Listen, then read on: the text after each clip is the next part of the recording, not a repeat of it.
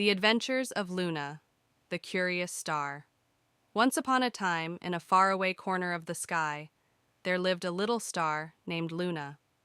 Luna wasn't like the other stars. While they loved to twinkle and shine in their usual spots, Luna was always curious about the world beyond her place in the sky. One evening, as the moon rose high and the Milky Way sparkled, Luna turned to her best friend Nova. "Don't you ever wonder what's below us? What it's like on Earth?" she asked, her light flickering with excitement. Nova chuckled. "You're so curious, Luna, but stars are meant to stay in the sky, not wander around." But Luna couldn't stop thinking about it. She wanted to see the forests, the oceans, and the mountains she'd heard shooting stars whisper about. So, one night, she made a wish to visit Earth. To her surprise, a gentle wind from the heavens carried her wish to the moon, who smiled kindly. "You have a brave heart, Luna," said the moon.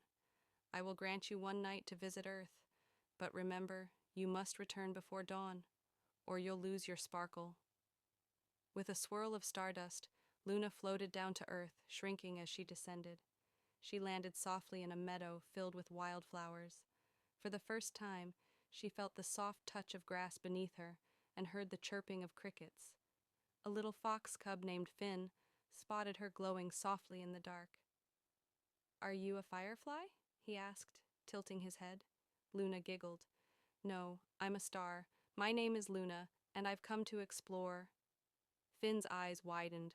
"A real star? Wow, come on, I'll show you around." Together, they darted through the forest, splashed in a sparkling stream, and even climbed a small hill to watch the fireflies dance. As the night grew older, Luna's light began to fade.